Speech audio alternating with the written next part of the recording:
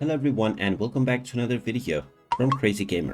In this video, I'm going to show you how to log into your existing account on the Warface game. So let's get started right away. Now, if you already have the game installed through Steam or the Epic Games application, then you will need to log into your Epic Games or your Steam account in order to log into the game.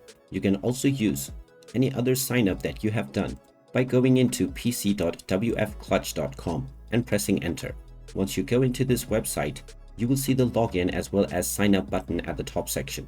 If you wish to change any settings of your account, click on the login button at the top right corner, and now you will be asked to enter your email address and your password.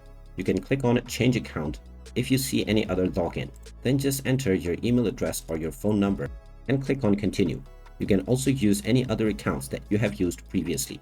Once you click on continue, you will be asked to enter your account password. Type in the password that you have set up while signing up for the game account, and then click on continue. And now you will be logged in to your Warface Clutch account. If you have been logged in, you will be able to change your account settings by heading over to the My Profile section.